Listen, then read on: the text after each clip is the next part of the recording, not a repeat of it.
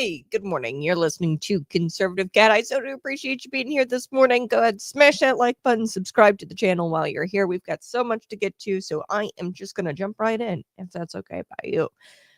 So Katie Porter melting down again. I covered this yesterday. It was so bizarre, the video. And honestly, I think that she was uneased by the reporter's crucifix. She had a cross hanging around her neck, and I didn't realize that until like the second watch. But the reporter had a cross around her neck, and she just seemed so angry and just argumentative, combative, like right out the gate. Like, this was not a tough question. All she asked was, "Hey, how are you? Or how are you going to get the Trump voters in California to vote for you in your race for governor?" And that's a very standard question to ask somebody who's running for governor of like one of the biggest states in the nation. So one of the major states in the nation. So we're going to talk about Katie Porter's meltdown because she melts down again. And the Democrats are turning on her because Politico was the one who dropped the video of her melting down. So the Democrats are turning on her. I think that there's some ulterior motives here. Senator Alex Padilla, I think that he's going to enter the gubernatorial race in California. So we're going to get to some of that. Also, California, lots of California stuff today. Some funky things coming out of there that I wanted to hit on. California County has just imposed a COVID mask mandate. Don't be surprised if you start seeing those here in the state of Illinois. They're already talking about make sure you go get your COVID vaccine. It's flu season. Go get your flu shot. And the California County here has imposed a COVID mask mandate. And I'm sure Illinois is going to probably follow some county somewhere, or some establishment is going to institute some sort of mask mandate. But this was just days. I bring this up this morning because I think it's kind of ironic. You've got Governor Gavin Newsom signing a no mask rule for ICE. These poor ICE agents are going to be, you can't wear masks, ICE agents. They're going to be exposed to the Wuhan China virus, right? And you just ordered them not to wear masks. What if they're scared of contracting COVID-19? Okay, so we're going to get to that. Plus, Bloomington has gone full woke. BLN News, they actually covered this. And we're going to have Diane on the show. So mark your calendars. Put a reminder in your phone. Check back to the show at 7:30 if you got to tune out, because you won't want to miss it. Diane Benjamin from BLN News joining me. We are going to talk about one of her pieces here that she had done up. It's the Bloomington going woke. Firefighters, cops, they've got to pass that DEI test before saving lives. So the hiring practices for public safety are surrounding this DEI quota. And that's how they hire nowadays. So we're going to dig into that, and I'll tell you what Diane had found out. So we're going to get there, but we're also going to cover some more Illinois news today. Ballots for 2 weeks. I've always been opposed to mail-in ballots. Any election official, so anybody who conducts an election, your county clerk, anybody who election authority who is pro mail-in ballots, run away. Get them out of there. Don't elect them ever again, because mail-in ballots, it is just opening up our system to fraud. It is inviting fraud. And this whole 2 weeks after Election Day, the Supreme Court has just gotten involved. Here in the state of Illinois, you guys know that you can steal an election. Oh, sorry, I slipped. You can count ballots for an election up to 2 weeks after Election Day. And the left is totally panicking about this, and I'm very excited to get to this story. So, California, let's start there, shall we? California has always been kind of known for its zany counterculture, its otherness, if you will. But in recent decades, California's reputation here has grown more sinister, and it's no longer like surfing culture or the Beach Boys or counterculture and something zany, and something kind of adorable.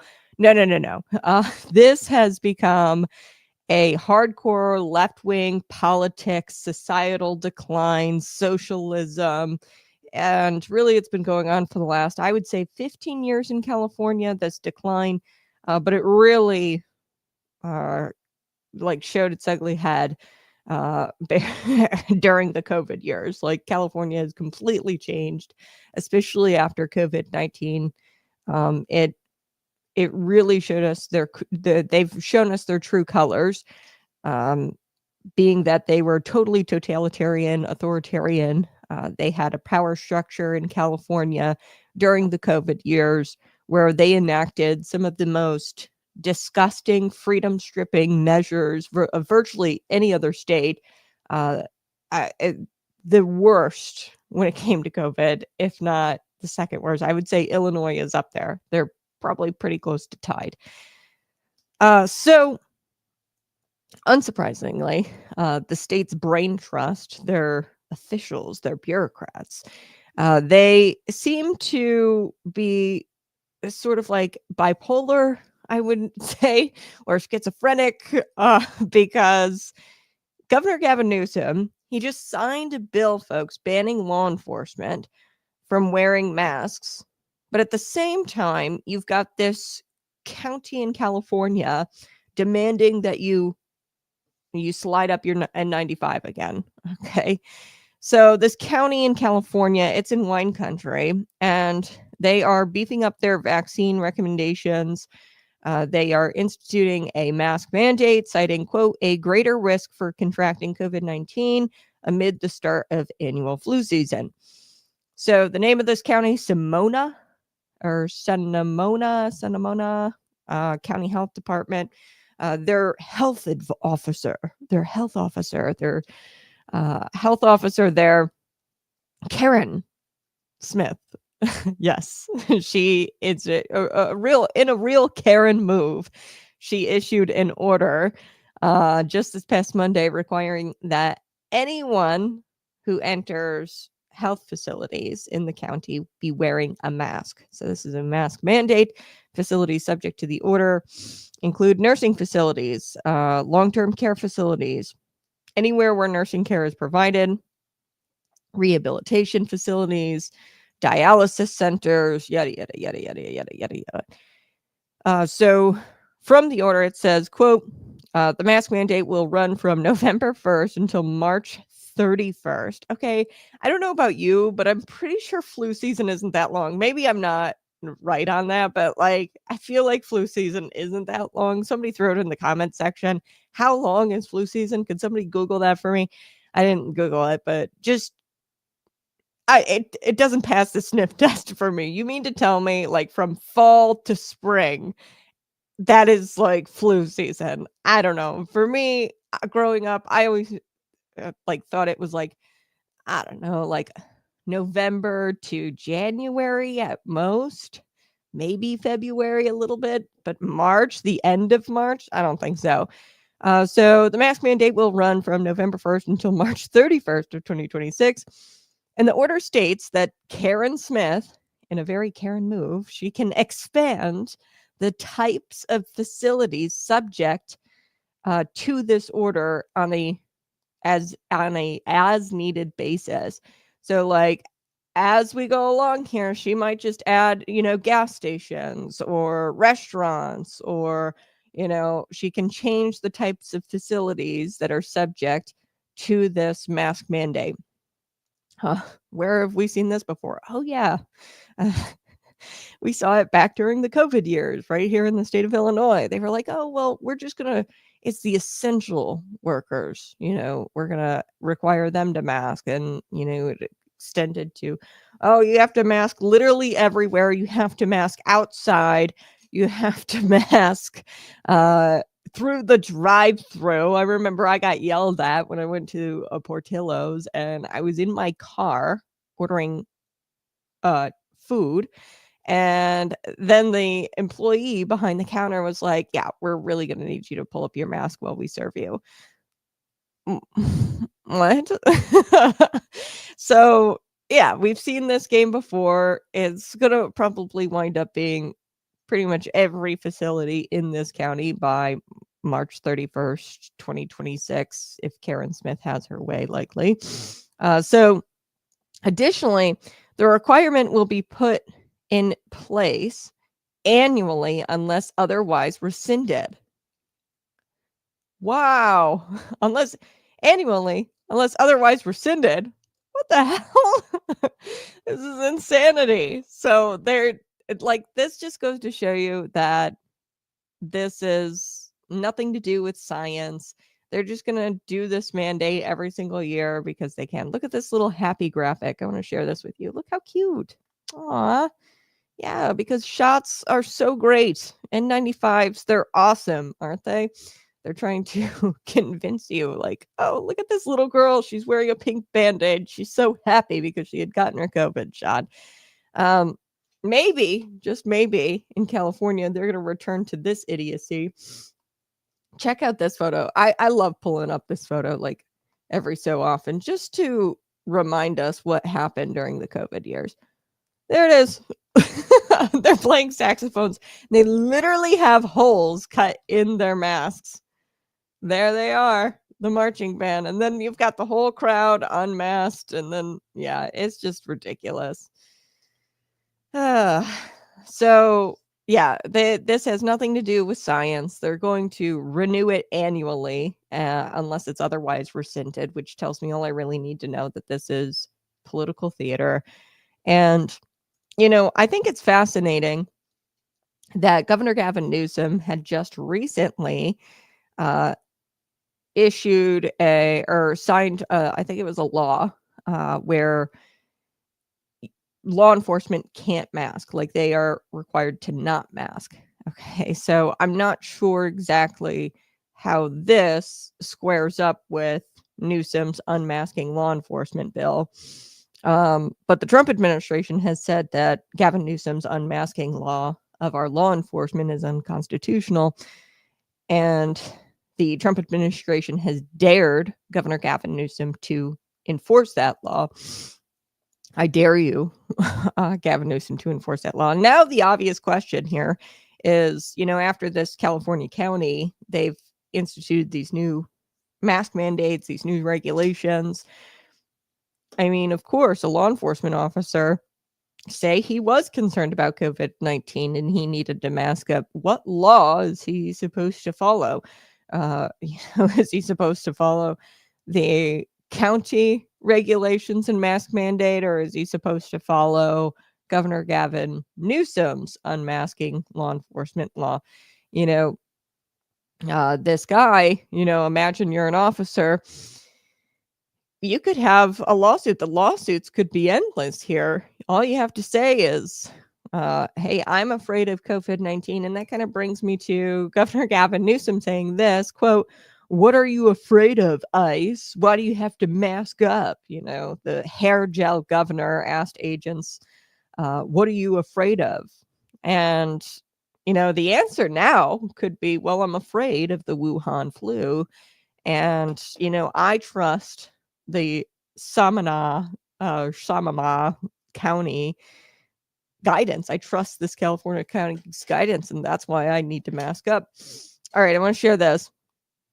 This goes over what exactly the mask mandate or the unmask bill is all about. So what Gavin Newsom did as far as unmasking our ICE agents in California. Take a listen. And California is now the first state to ban ICE agents from wearing masks while on duty. Here's Governor Gavin Newsom seemingly taunting those officers. Unmarked cars, people in masks, people quite literally disappearing, no due process, no rights in a democracy where we have rights. Immigrants have rights, and we have the right to stand up and push back. And that's what we're doing here today. This is a disgrace. This is an outrage, what we have allowed to happen in this country. To ICE, unmask. What are you afraid of? What are you afraid of? What are you afraid of? In California, What are you afraid of? Well, now their answer can be the Wuhan flu. And I want to follow this California county's guidance and make sure I'm masked up. This is anti-science. This is chaotic. This is ridiculous. Just like their response to COVID-19 years ago, it has really shown the true colors of the leadership in this state. And frankly, it has shown the true colors of progressive leadership nationwide. So California used to be adorable. Used to be kind of zany, surfing culture, the Beach Boys, right? And now it has just become completely batshit crazy, to put it gently. I do want to get to Katie Porter. Smash that like button, subscribe to the channel while you're here. Lisa, good morning. Good morning, Cat and Chat. Appreciate you being here. Yep, I've been getting notifications from CVS and to my doctor's office about flu season and to get my flu and COVID shot. Yes, my doctor constantly asks me about it, and I say, nope, I'm not getting it. I choose my life. I choose life. Our own county clerk, and I will be getting to this, Lisa, so you're going to want to stick around. The Supreme Court has taken up this case where, this 2 weeks after Election Day is being called into question. The Supreme Court is going to get involved here and look at it. The left is panicking. Our own county clerk is all big on the mail-in ballots right here in McLean County. Mail-in ballots is how Democrats win. Yes. So we're going to get to it. I don't want to jump too far ahead. I want to get to Katie Porter, and then I will get to that. But you're exactly right. Any election official or authority who claims that, mail-in ballots are awesome, they're insane. Okay. Because number one, it's just more complicated waiting 2 more weeks for, the ballots to come in. That's a lot of extra paperwork. That's a lot of extra staff that you have to have on. So from just an infrastructure and like common sense standpoint, mail-in ballots are way harder to facilitate and to do just as an election authority. Like common sense tells you that this is extra work on your employees in the clerk's office. Okay.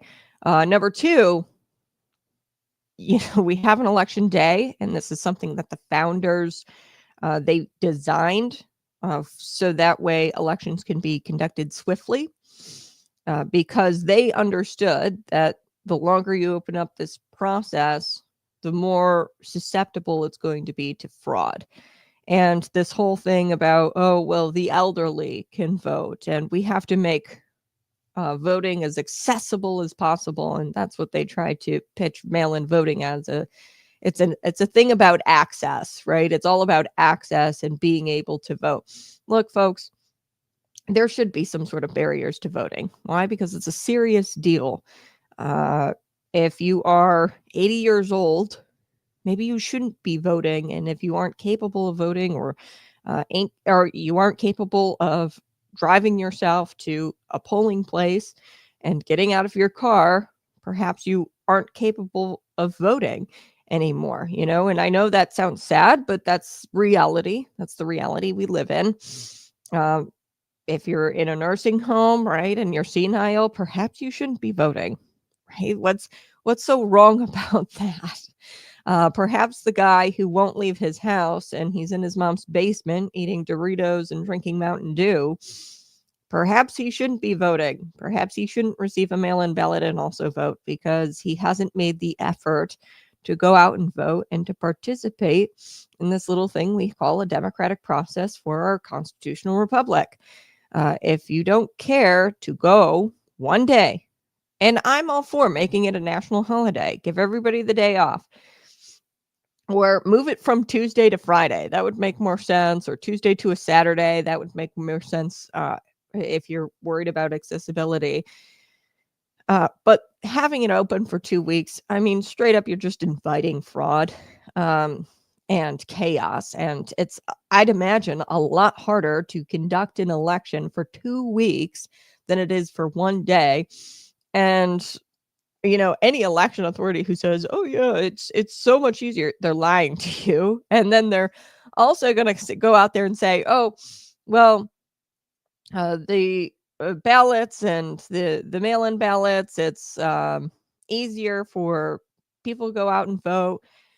Uh, and they'll say that it's all about accessibility, and it's like, wait a second, folks. Mail-in ballots are very new. We have been conducting elections since the beginning of America, essentially, 1776. We've been doing elections for a long time, and they've never really done mail-in ballots, okay, for people overseas, our military men and women, absentee ballots. Sure, we've done it that way, but ever since COVID, this is a very new thing. And a lot of your election authorities will act like the sky is falling if we take mail-in voting away. And it's like, I know in McLean County, your county clerk has been the county clerk probably almost as long as I've been alive. Maybe not quite, but has been the county clerk for a long, long time. And she's conducted elections without doing the mail-in ballots. She can do it again. Okay, and we've conducted elections without the 2-week mail-in ballots, the postmark for forever. Okay, and she's plenty capable of conducting an election on just one day, because we've done it literally forever. So I want to get to Katie Porter. Sorry, I went on a tangent there, but smash that like button, share this out with your friends. Let's get to Katie Porter, and then I promise we are going to get to the Supreme Court hearing the 2-week ballots, because this is a big deal. It could set a precedent, and then Arizona could follow, and you could have other states following Illinois if we get rid of the 2-week mail-in ballots, and that would be exciting.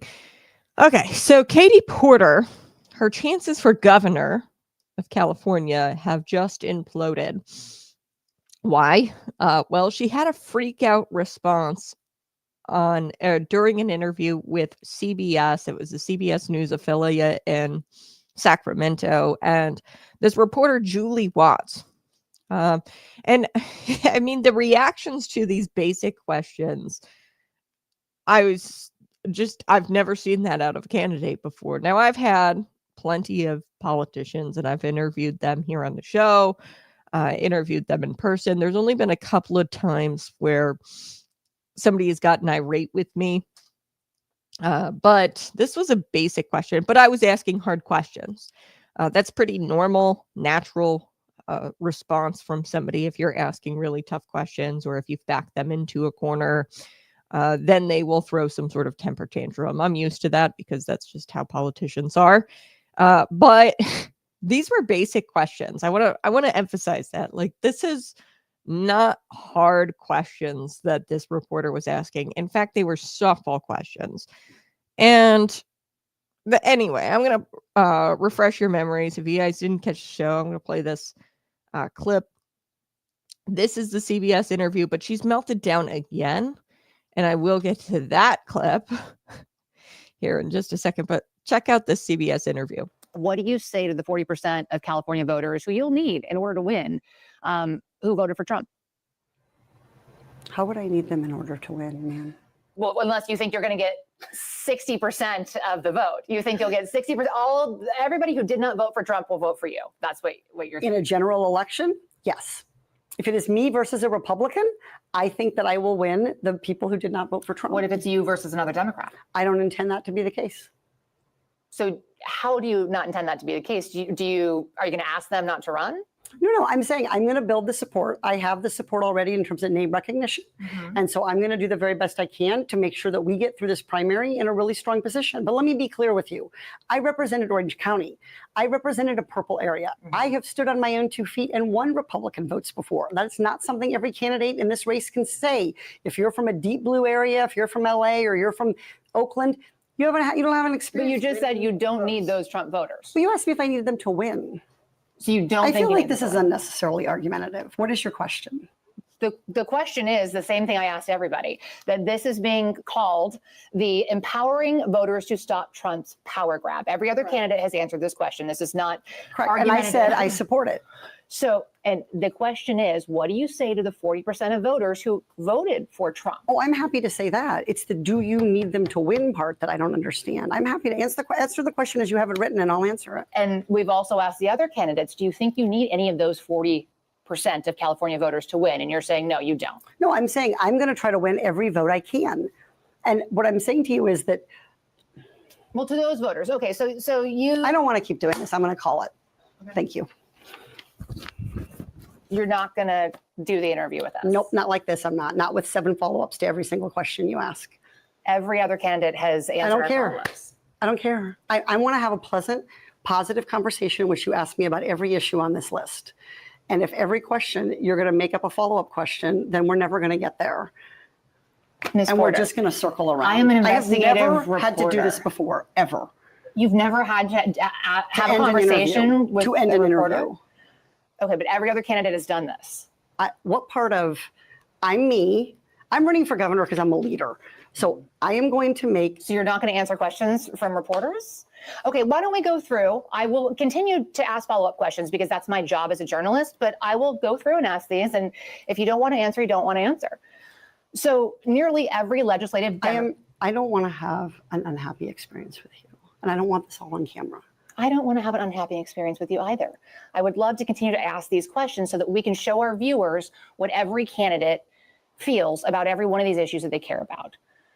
And redistricting is a massive issue. We're going to do an entire story just on the responses to that question. And I've asked everybody the same follow-up questions. Okay. I wanted to play that in its entirety so that way you understand it in its full context here. That was her freak out just a few days ago. But the freak out isn't over because Politico just did a story and they have a video from 2021 that they had just leaked. And I have an idea of why they did that, why Politico released this. Always ask why. Okay, I know you guys listen to this show and I've trained you guys to ask questions and never just take the real or the story for what it is. Always ask why. What's the motive? What's the ulterior motive here from Politico? But they released this of Porter, this video of her losing it on this poor staffer in July of 2021.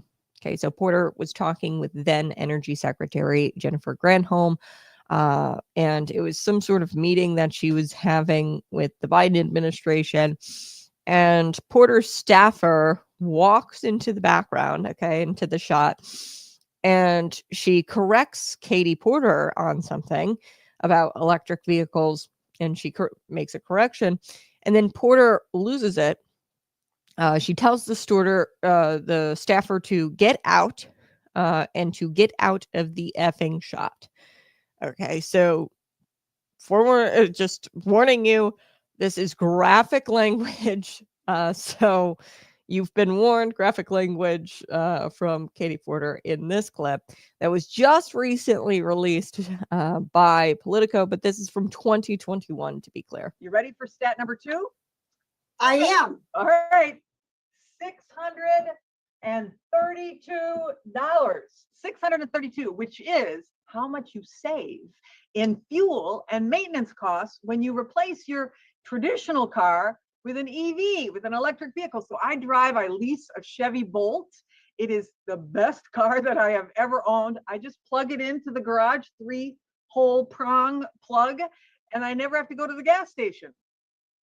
That's awesome. And $632 is real money.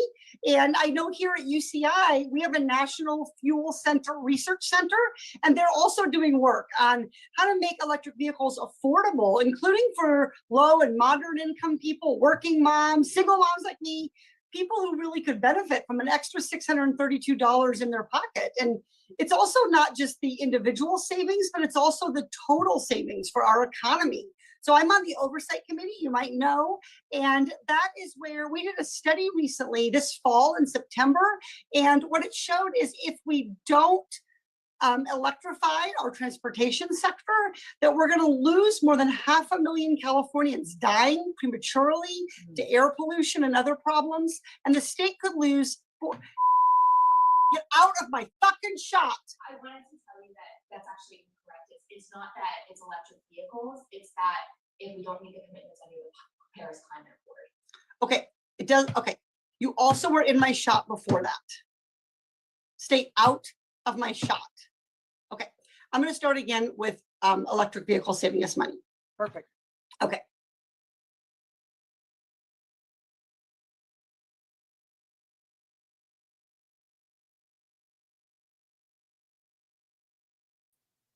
Okay, so she says, get out of my effing shot. And she screams at this staffer who comes and tries to correct her about electric vehicles. And this was in 2021. And Politico had reported that that did not make the cut. Okay, obviously they edited it.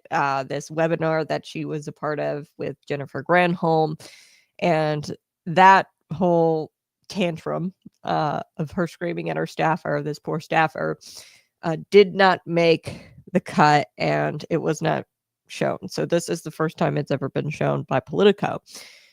So in the call, Porter also complained about not being able to visit the White House, or not getting to go visit the White House. And she said, despite raising a shit ton of money for Joe Biden. So she was really upset that she wasn't invited to go to the White House, or didn't get to go visit the White House, despite her raising a ton of money for Joe Biden. She also said all of that in the call. Quote, never been there. Some of my colleagues have been there 3-4 times. Colleagues have been there. So she was venting in this video as well. I don't fit in the photo op for some odd reason. For some reason.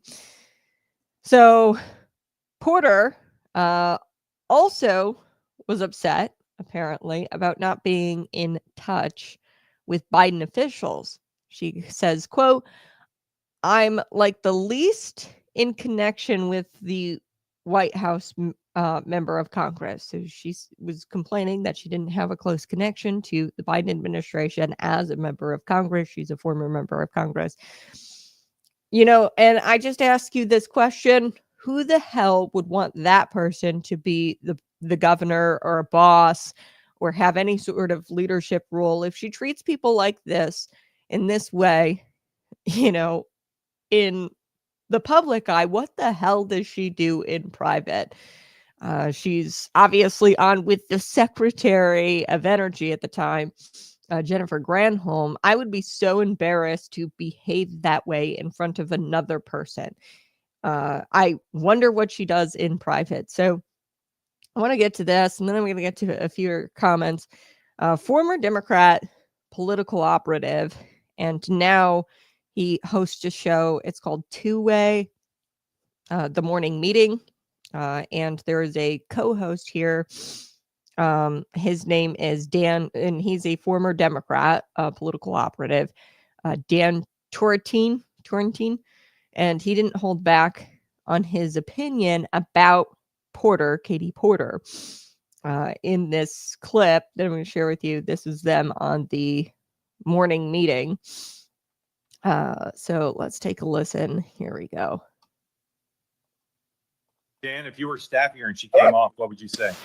I gotta go. What would you say? What would you say to her if you were staffing her and she did that? Well, the challenge is that is who Katie Porter is. I spent a lot of time around that office. For those who don't know, she went to Harvard Law School. Elizabeth Warren was one of her professors. She considers herself kind of an acolyte of Elizabeth Warren. She is condescending and patronizing. She absolutely believes that she is right. You are wrong. She's smarter than you. It comes across. So, you know, you have to start with, Mark, the fact that, like, you have to sit and ask questions and have respect for the person who's asking you questions. She doesn't respect Trump voters, and she didn't respect those type of questions. You just can't talk to people like that. And that is Katie Porter's problem. It's why so many people dislike her and disliked her in Congress. I mean, yeah. Do you guys think she's the front runner? I hope so. We might actually have a chance in California if she is. She is today because the base loves her. Yeah. Yep. She is today because the base loves her. So he said that she was condescending and patronizing and that she believes that she is right and you are wrong and that she's smarter than you. And in that CBS interview, we found out that she doesn't really respect Trump voters. And she didn't really respect the conversation or the questions coming from that CBS reporter who also happened to be wearing a crucifix. Lisa, you're exactly right. This is the kind of persecution Jesus is talking about. I'm going to be honest with you. I think that the cross really unsettled her. And you could see it. I mean, just in her eyes. She was very unsettled by the cross. And I didn't notice it until like my second watch through of that clip. That she was wearing a cross. And I think that's what unsettled Katie probably. So you just can't talk to people like that. You can't say, get out of my effing shot. You can't be so rude because that's just going to lead to people disliking you. And that's why so many people dislike her now and disliked her while she was in Congress. And the co-host there in the morning meeting, he laughed a little bit and he said, you know, I hope she's the front runner because that might mean we have a chance meeting the GOP. And Dan there, he said that the base loves her. And here's my whole thoughts about all of it. Okay. I find it interesting that this information is dropping now and always ask yourself, why? Politico, it is a Democrat, like got taxpayer money, to operate like Democrat outlet. I find it fascinating that they dropped this and they're dropping it now. So rumors have been circulating in California that Alex Padilla, the now senator, is going to get into the race. There have been some people that have gotten out of the race, probably due to whispers and rumors that Senator Padilla is going to enter the race. So the CBS clip that I played, that was yesterday's clip. It's gone viral. Now and really, the clip was posted by, and this is how you know it's interesting. The clip was posted by a nobody, essentially. It was an account with very few followers. And then it went viral. So I think, and CBS, had the footage. So CBS had to have given that lesser known account the footage. And now all of a sudden, Politico, they drop this exclusive. And it makes you wonder, I wonder if the media, CBS, Politico, they're kind of working with Senator Padilla's people to drop these clips that make Katie Porter look so bad. And if Padilla gets in and wins, that of course opens up a Senate seat in California. And I wonder who would get that appointment and who Senator Padilla would appoint as his replacement. I'm sure he's going to appoint his own replacement. And could that be Governor Gavin Newsom? I don't know. We'll have to see what kind of musical chairs happens here in the state of California with governor race and with this empty senator seat if Padilla enters. So she did issue a statement. Katie Porter, hold on, let me pull it up. I got to pull this up. So sorry, guys. I had it here. And she did issue a statement to Politico, and they got her response here to the exclusive that they ran. She goes, quote, "It's no secret I hold myself and staff to a high standard. And that was especially true when I was a member of Congress," she told Politico in a statement. "I have sought to be more intentional in showing gratitude to my staff for their very important work." For their important work. Lady, that is not a high standard. Okay. You're not holding them to a high standard. You're screaming at them and you're cussing at them for simply getting into your shot. Okay. So bottom line, I would love to see either Senator Padilla or Katie Porter get in and be the, Democrat, because really I think that somebody would choose a Republican candidate over those two clowns. Okay. Because they're just so awful. It probably would wind up being a Republican candidate. All right. Let's get to some of I actually saw this comment and I want to address it. Jill I'm sorry this happened to you. I know you're not talking about this today, but I want to get this out there. I am on suspension from my job because I refuse to call a trans girl a he, him. I've been escorted out of the building. Jill, I recommend you email me, conservativecatbarker@gmail.com, conservativecatbarker@gmail.com. Cat is spelled with a C. Be sure to email me. We are going to get, I would love to get your story out there. The best way to shine a light in the darkness is to expose these people for who they are and put them on blast. And then they're going to be sweating and they could possibly give you your job back. Heck, you might even have some sort of legal avenue there. I don't know the details of your story. I'm sorry that's happening to you, but good for you. Don't bend the knee. You do not have to call people he, hims if they are clearly women. You do not have to call men she, hers if they are clearly men. Women and men have very specific roles in society, and they make their own personal sacrifices. Women tend to make the sacrifice of bearing children and being more nurturing, being emotionally available for men. Men have the sacrifice of providing protection. And we both have our roles in society, in our own families, and to just, really give a big middle finger to that. And that's what the trans community does. They give a big middle finger to what it means to be in these gender roles. There are things that you have to sacrifice when you're a woman. There are things you have to sacrifice when you're a man. And we have gender roles. We live in a world where we should live into those roles. And our society flourishes when we perform our roles the correct way. And they give a big middle finger to the whole thing, that our whole existence, really, the whole biological reality. They just give a middle finger to it because they think that they're better than biological reality. And it's really just so sad, because ultimately I think that it's a case of no humility, not denying yourself, thinking that you're better than everybody and that you're the most important person in the room. And I'm sorry that you're going through that, Jill. Be sure to send me an email. All right. Smash that like button, subscribe to the channel. Let's get to this story about our elections. I want to get to that before we get to Diane Benjamin, our guest this morning. This is the Conservative Cat Show. If you want to support the program, you're always welcome to go to patriotpumpenergy.com, buy your bottle of premium pre-workout today.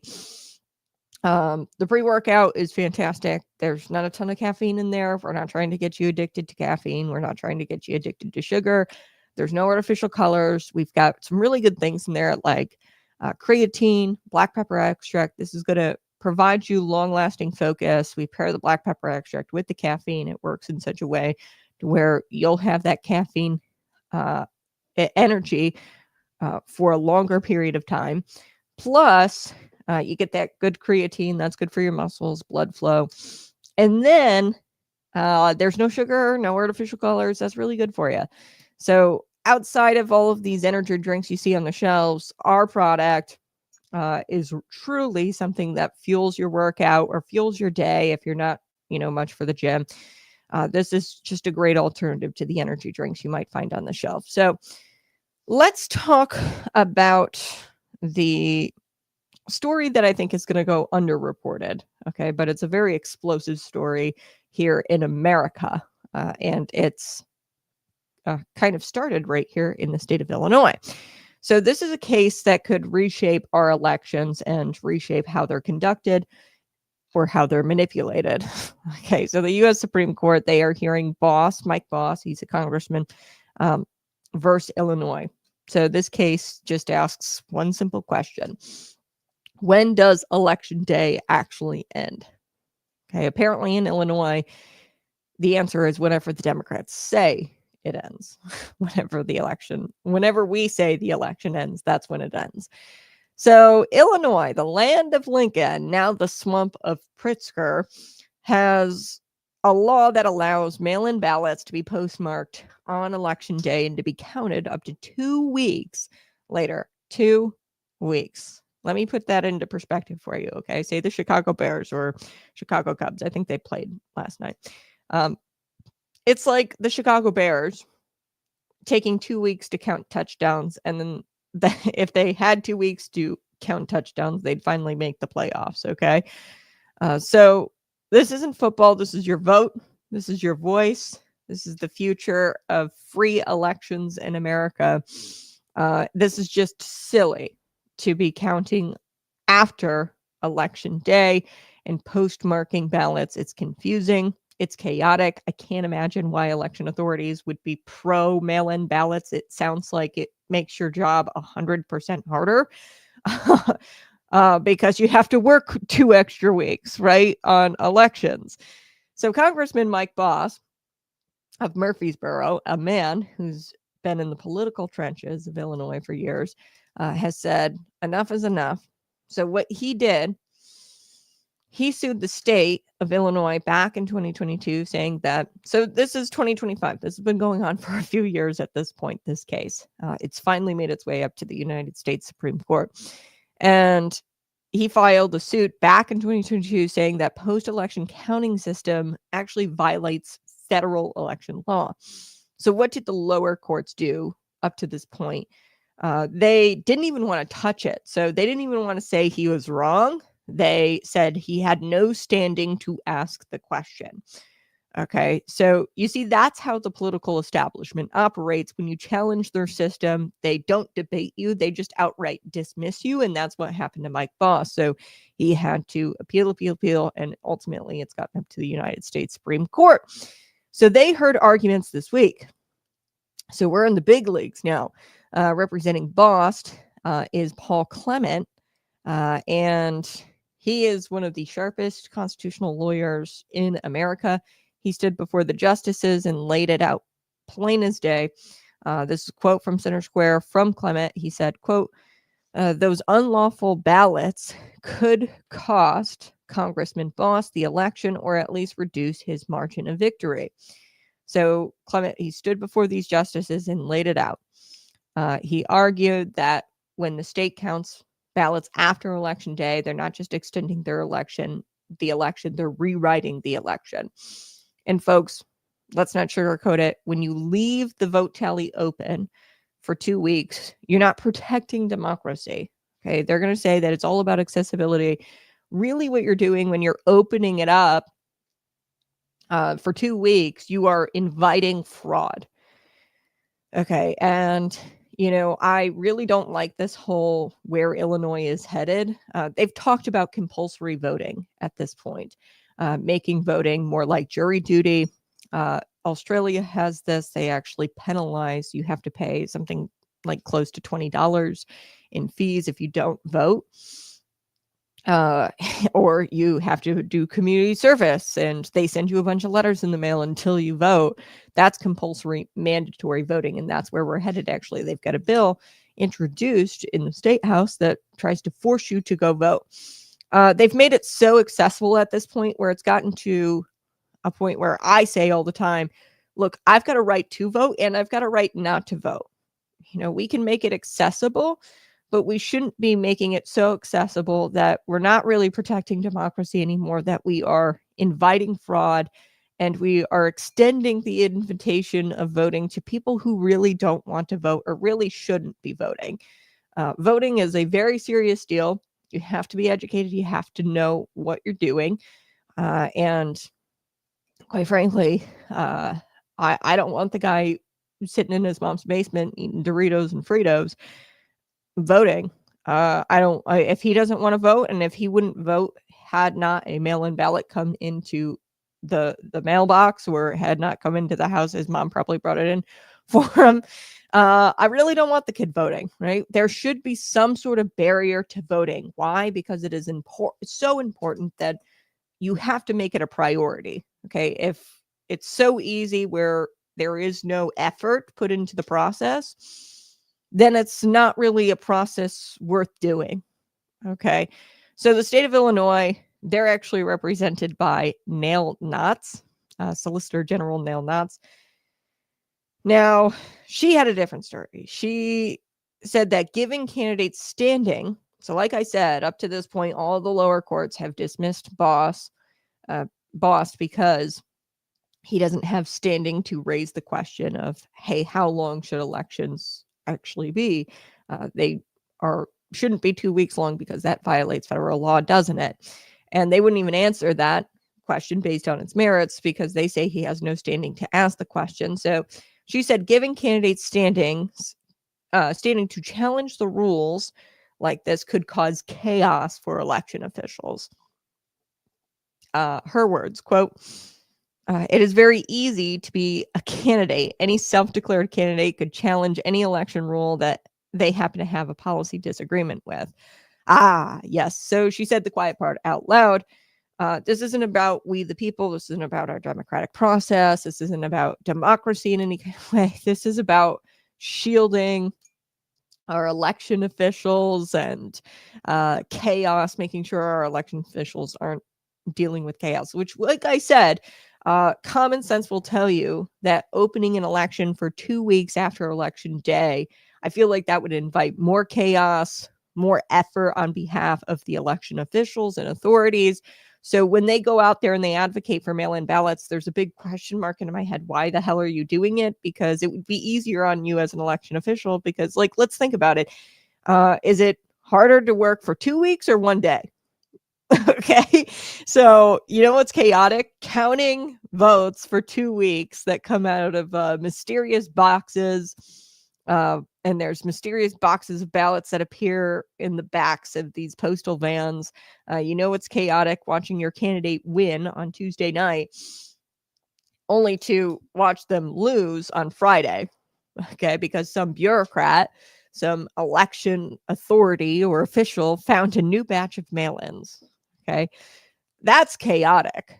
Okay. So this whole argument that it's chaotic for election officials to not do the extra 2 weeks, 2 weeks work, the extra 2 weeks post-election day is a stupid argument. I think that it's more chaotic to open up that process for a longer period of time. And, you know, the election officials and Illinois officials, they're going to say it's all about access, which is such BS because, you know, what about prior to mail-in ballots? We have conducted elections for centuries. Okay. We've had this little thing called the democratic process. Our founders had intended for this process to be swift, done swiftly, because they knew that if you extend this process, it opens up the door for fraud and corruption. Okay. So we've done this no mail-in ballots thing all the way up to this point, like since 2020. Okay, universal mail-in voting became a thing in 2020, just 5 years ago. I know that there are election authorities out there who have been in their positions perhaps longer than 5 years and have conducted elections prior to the universal mail-in ballots. And they can do it again. Okay. It was pitched to us that mail-in ballots were just going to be a thing for COVID. And here we are. They crafted it, baked it into the cake, into our legislation. And now we've completely changed our election process. And the founders had no intent for election month or election year. Okay. They wanted it to be election day. So our founders, the men who literally pledged their lives, their fortunes, and sacred honor, they believed that elections should be simple, transparent, and swift. That's why Congress established a single uniform day for choosing electors, not a rolling 2 week period, tabulation window. That is not what they established. Why? Because the founders had intended for this to be swift, transparent, and simple. Okay, election day means election day. The founders did not say election season. They did not say election month because they knew the longer you leave this process open, the more room there is for mischief. And we've seen the mischief. We've seen mail-in ballots. Actually, somebody was in the comment section about McLean County. We've seen the issues where the return address is wrong. We've seen mail-in ballots go out and they don't actually have, I think it was in Cook County, they don't actually have the bubble next to the candidate's name. And then you have a bunch of mail-in ballots returned to your office. And then you're like, oh, shoot, all of these have a misprint on them. We didn't put the bubble next to the guy's name, the Libertarian candidate's name. We're going to have to resend all of these mail-in ballots out there. So, you make a misprint, one misprint, you send out all these mail-in ballots. They all come back with that misprint on them. You have to resend out those ballots, right, to correct the error. And this has happened in 2020, 2022. There's just been all kinds of problems with the mail-in ballots, and it's hard to remedy those problems because once those go out and they come back in, you send another ballot out, they're going to be like, oh, well, I already voted, and then they're not going to fill out the corrected ballot. Okay, so in 2020 and 2022, every time states expand their post-election windows, late ballots magically change the results. I will never forget it. I think it was a municipal election I was calling, and I saw it happen, like 100 precincts reporting. And, there was a candidate who had won. And then all of a sudden, later in the night, that candidate did not win because there was like almost a magical change to the results. And it's confusing for the voters. So it's kind of like watching a magic trick nowadays in Illinois elections. Like, I don't even look at the results. Like, what the hell is the point of even doing an election show anymore or giving you the results in real time because they're not real. Okay. And our republic is disappearing. That's what's happening with the mail-in ballots and the prolonged election season. I'd imagine what the official Democrat voter guide for Illinois probably says, vote early, vote often, wait 2 weeks to see if you need to find more votes, and then we blame Donald Trump, right? That is their step-by-step guide, the official Democrat voter guide. Vote early, vote often, wait a couple of weeks, figure out if you need to find more ballots, and then at the end of it, just blame Donald Trump for everything. Okay, I joke, but this is a symptom of a deeper disease. It is a government that refuses to be held accountable for the integrity of its own elections.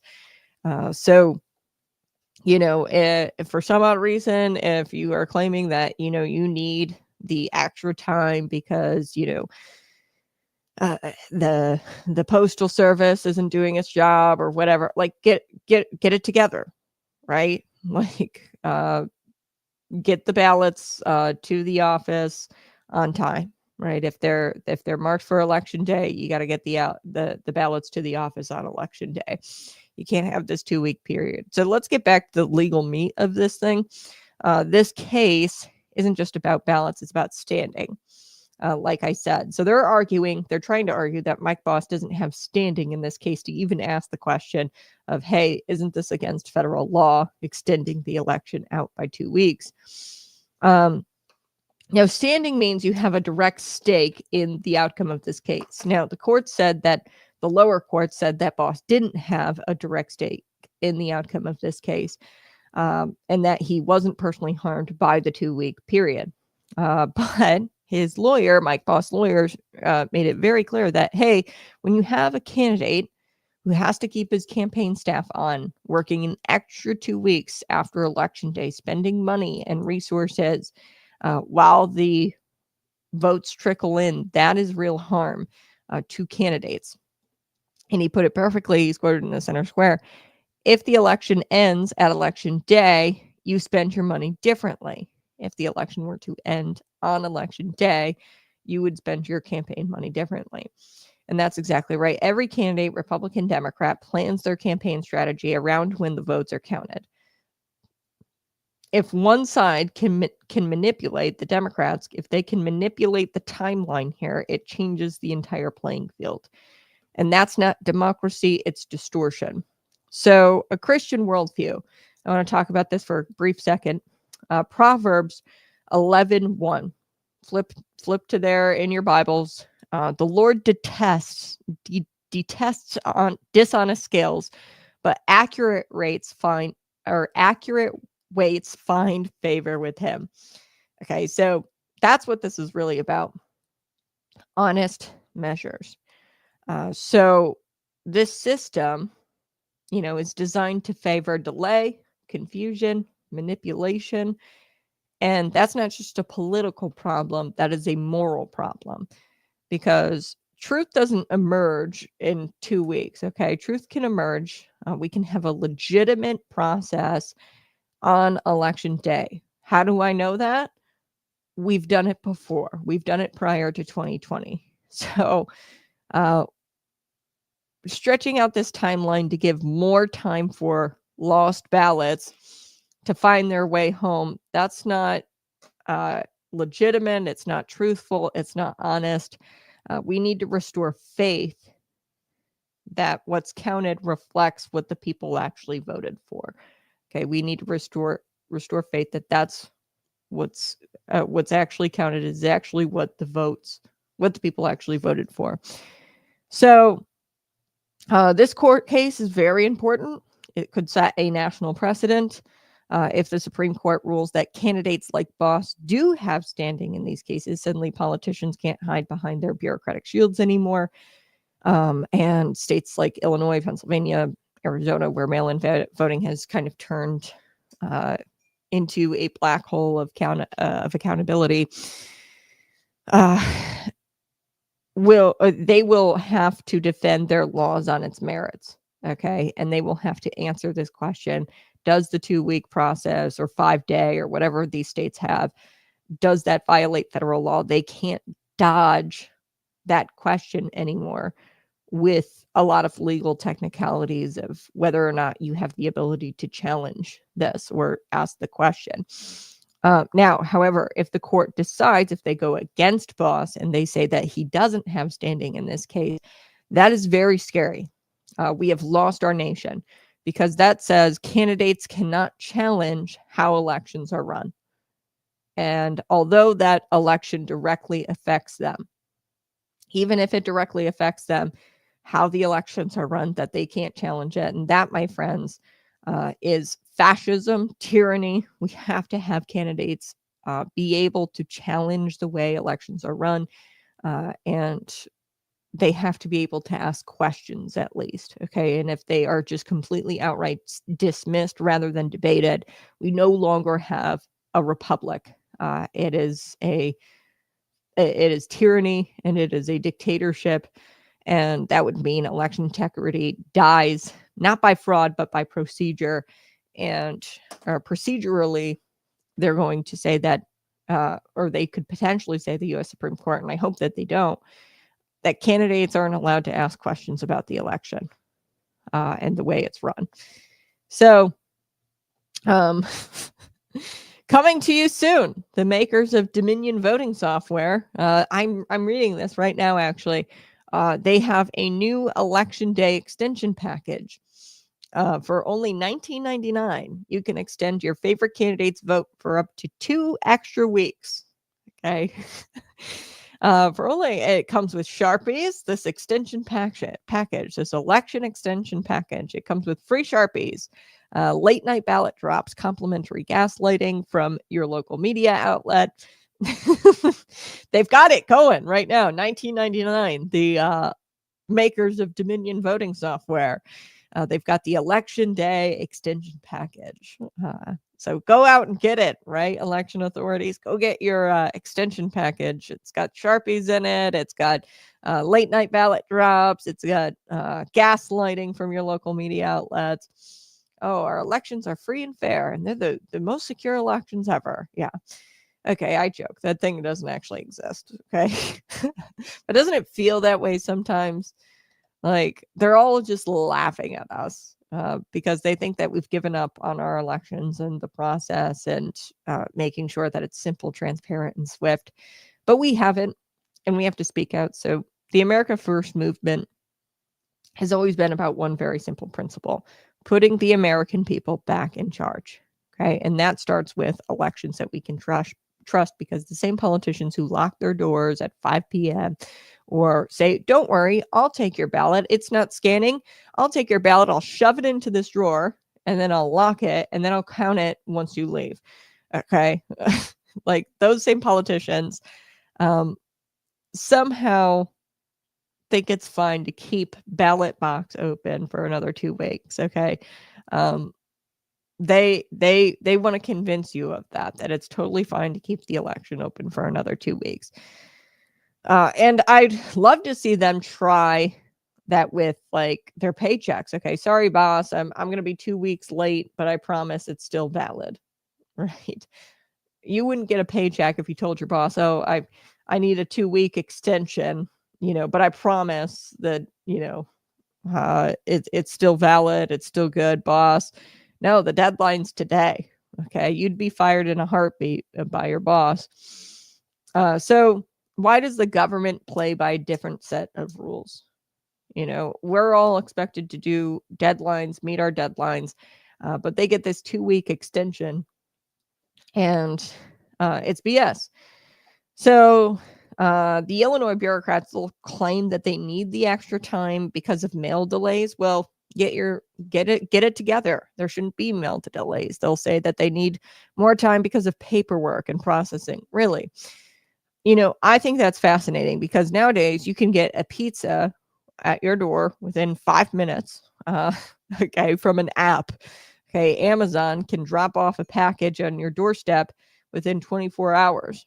Okay, and this state can issue a driver's license electronically, but somehow they can't figure out how to count ballots in less than 2 weeks. I don't believe it, and they've done it before, and now they're saying that they can't do it now because it's just too hard. Like, it's complete incompetence, and it's an intentional delay. They want to intentionally delay the election. And the delay, what happens when you create this delay, it creates doubt, and doubt creates control. Because once you start to have doubts, you can start to control the populace, or create doubt, then you can control the populace. So what do we do about it? We demand our lawmakers support election day deadlines. Your officials, your elected officials, specifically your county clerks, you demand that they are anti mail-in ballots. If a ballot is not received at the time the polls close, it shouldn't be counted, period. Okay, if we're going to continue the mail-in ballot things, but always support, I'd say, elected officials who are anti-mail-in ballot. Second, we have to push for voter ID, signature verification. It's not disenfranchising voters by simply having basic requirements. Okay, you have to show an ID in order to get cold medicine. Okay, nowadays you can definitely show it to vote, and there should be barriers to voting.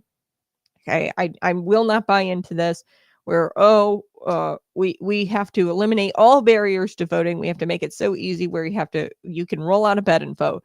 I won't buy into that. Voting should be intentional, and it should be deliberate, and it should be something you put effort into. So there should be barriers to voting. Third, watch your local boards, attend your election commission meetings. Don't complain on Facebook. Don't just complain on Facebook. You got to show up, right? And remember, a government fears an informed citizen more than it does any foreign enemy. They fear you being informed and you being active. And at the end of the day, this isn't just about Mike Boss. It's about Illinois. And I will end with this little bit of scripture. John 3:20 says, everyone who does evil hates light and will not come into the light for fear that their deeds will be exposed. This is in John chapter 3. Well, the light is shining now in that Supreme Court chamber, and I hope the justices do the right thing. Maybe, just maybe, they're going to do the right thing and start bringing light, the light of accountability, back to the ballot box. So I'm hoping that they do the right thing and they vote in, or they rule in favor of Mike Boss. All right. Smash that like button, share this out with your friends. We are going to bring Diane Benjamin on. Let's see if we can get her rolling. Hey, Diane, how are you? Oh, let's see. I think we've got audio. Let's see here. Try again one more time. Diane, can you hear me? Oh, rats. Can't hear her, but let's see here. I don't know why I'm not hearing you, Diane, but we'll try to get you back on here. Hold on. We should have tested it. I'm sorry, Diane. Can you hear me okay? I hope the internet is working. You're kind of staticky on my end. All right, now I hear you. We're good. Okay. I hear you good. Am I staticky on your end? Still? Okay, you're kind of freezing a little bit. Oh, hang on. Let's see. I can try on my phone. Maybe it'd work better on my phone. Yeah, perhaps. Hopefully. I don't know. We'll have to see.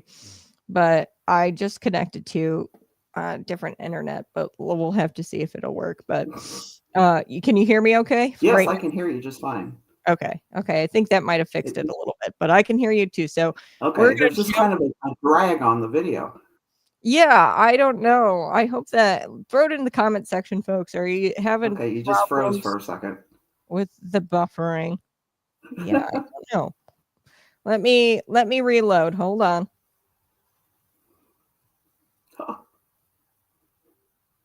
Can you hear me?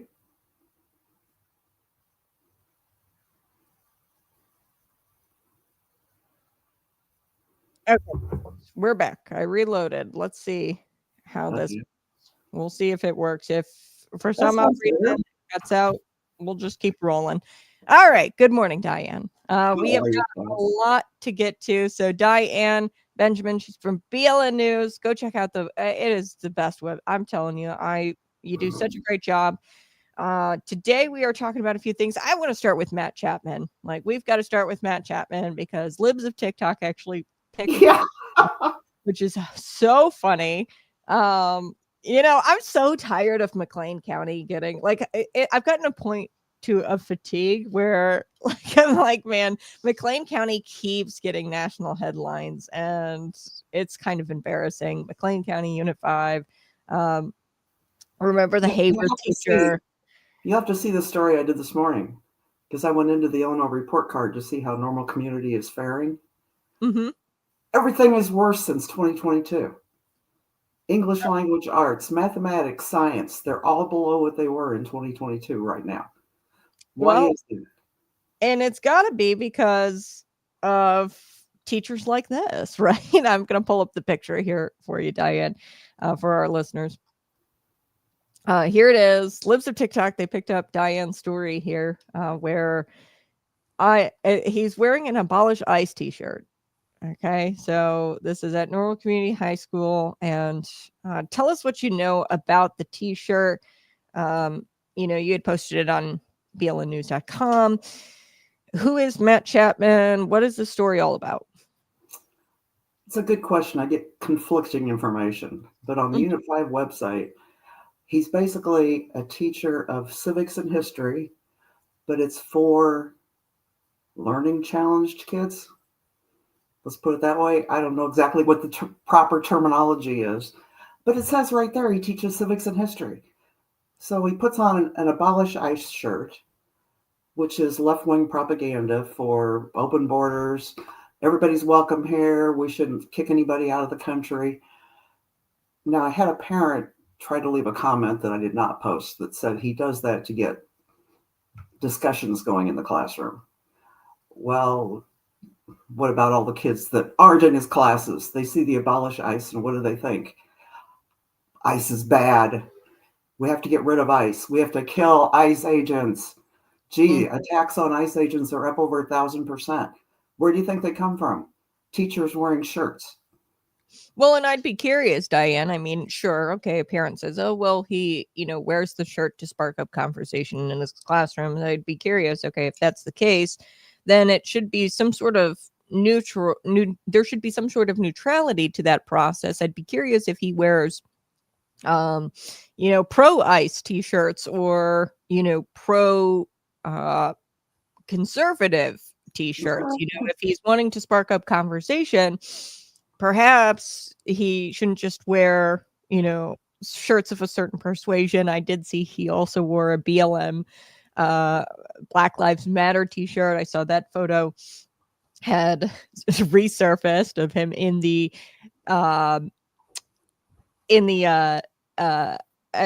social media land, where he's got the Black Lives Matter t-shirt and all the teachers are wearing the Black Lives Matter t-shirt. So it seems like he only wears a shirt of a certain persuasion or a certain ideology. And if he was truly interested in sparking up conversation, you would think that he would have some sort of neutrality to that process of sparking up that conversation by wearing, shorts or shirts of diversity, right? Diversity of thought. Can a student wear a MAGA t-shirt? Yeah. Wednesday night, there's a school board meeting, and a lot of people suggested that parents attend and put on a MAGA hat and see what happens. Yeah, you'd probably be kicked out. Yes, I would imagine so. What was fascinating, did you find out how much this guy is paid? I think it was north of $99,000 a year. That is steep. And you also cited in the Matt Chapman story on BLNnews.com a Supreme Court case. Yes. Tell me about that case. And, I'm sure you're going to get the left out there saying, oh, this is a case of free speech. He should be able to express himself. What does the Supreme Court ruling say, however? It says teachers cannot be political. They're talking to a captive audience. You can't put kids in a classroom where they can't escape and preach propaganda to them. You're supposed to be teaching facts, not propaganda.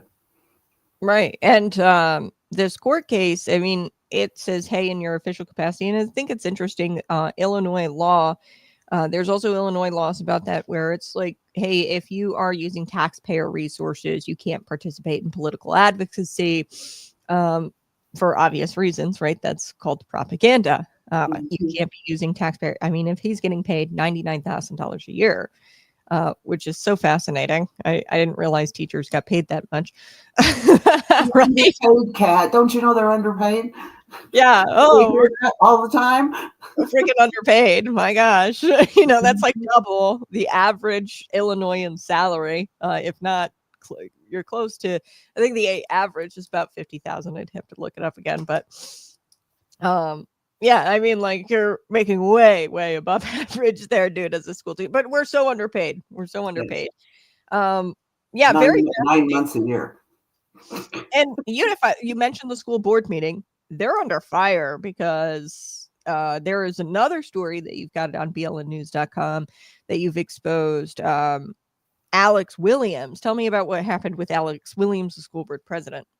Oh, yeah, he's the school board president, and he posted, I believe it was on Facebook, where he's anti-Christian, anti-Trump supporters, just everything that you would hate to see in a school board president who is supposed to be fair and balanced and actually promoting truth in schools.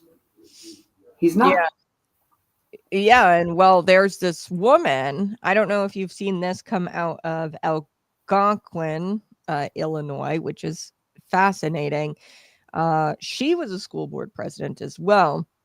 Her name was Nancy Zettler. She's the former. This is in Community Unit School District 300. And she was removed from her position just this month because she made a very distasteful Charlie Kirk post. And you had people show up. This is in Algonquin. I wouldn't say that's a bastion of right-wing wingers, right? This is like Chicago, definitely leans left, this community. But you had a lot of people who showed up to this board meeting, and they got her to not completely get off the school board, but she had to step down from her official school board president capacity. So if it can happen there, I would imagine it'd be able to happen in normal Unit 5 if you showed up to the school board meeting. Get him to maybe perhaps at least step down from his role as president. Isn't there a petition circulating? There is. They won't care. Yeah. You know? I love Diane. Diane's like, she's been doing this long enough to where she's like, I've seen it all. They won't care. But there are actual leftists who went in there and made up stupid names to sign the petition so that they could say, oh, look at this. So I don't even know what it's up to now, but they could print the whole thing out and hand it to them and they would not care. Yeah, well, and they've got this argument now. That's fascinating. The left, for as crazy as they are, they come up with the most sly, manipulative ways to get around accountability. Like anything to not be held accountable for what you say and what you do, and not face the consequences. I do want to ask you about this story that you did, the DEI in the firehouse. No, I don't know anything about this. I read it briefly, where you've got the DEI public safety. There was a board, and then the board used to do the hiring, and now the board doesn't do the hiring. Can you explain what's going on in Bloomington as far as public safety and the DEI dangerous experiment? They had a police and fire commission that would interview applicants and then screen them, recommend to the city manager or the fire chief, whoever, the police chief, this person looks good. Well, under Tim Gleason, the former city manager in Bloomington, he took that responsibility away from this board. And that was at the same time that they hired, well, actually, he was a guy that got promoted into their diversity officer, who attends all of the interviews according to the original story that came out when he got promoted to this site. So he basically took the responsibility for diversity and equity away from this board, who used to just judge people on meritocracy, like we used to hire people. He wanted a more diverse police and fire. And so he decided he wouldn't take their recommendations anymore. He would make the recommendations. So Tim Gleason, and this all kind of happened in 2021, where he shifted the hiring process from that board to the chief diversity and inclusion officer. I forget his name. But am I right there? He shifted all of it over to this officer. Well, he's sitting in on all the interviews that are done, not necessarily by Tim Gleason at the time, but by in-house human resources, and not this board. Fascinating. Well, and but there's nothing wrong with hiring anybody who's qualified. I don't care what color they are, but hire somebody who's qualified. And that's what they're trying to subvert, to get more people in there of color, sexual orientation, more females, whatever. Yeah, if they're qualified, fine. My house is burning down. I am going to be really worried about, if it's a woman climbing up the ladder to come save my life, or a man. Is she going to carry you down the stairs? Yeah. And like you said, I wouldn't be, if the female can meet those physical requirements, more power to her. It's very hard. I'm not going to lie. I don't think I could carry a 100-pound man. And I mean, I'm not like, limp noodle arms. I hit the gym pretty regularly. It's pretty hard to lift like that. And there's just biological differences. And the board should and used to focus on merit and qualifications, but now they're kind of filtering it all through this DEI lens, it sounds like. Now, your article points out that unions were supposedly on board with this. I talked to some of the union people, and they said they were never asked. Fascinating. Because I find it hard to believe that, and this board, was this made up of citizens? Yeah. Citizens who volunteered to serve.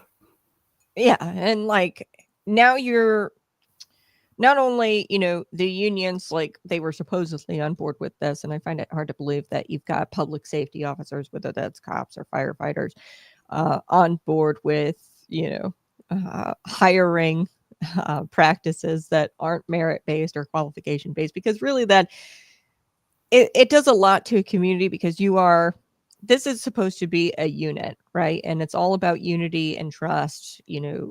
First responders, they have to have unity and trust.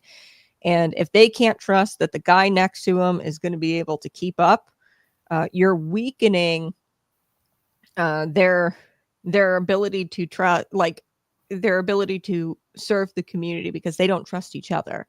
Right. And I would imagine that the guys, or the men and women who serve, as a firefighter or cop, they don't want people there just to check boxes. They want people there that they can trust and are qualified, because, merit matters more than, the diversity boxes. But also, being that it was a citizen board, and now you've got, I don't know, a probably very high paid bureaucrat. I'm not sure how much this DEI chief diversity inclusion officer makes, but you're giving that guy more of a say now. And it used to be just the citizens, a volunteer board, the community, and it's power to the people, right?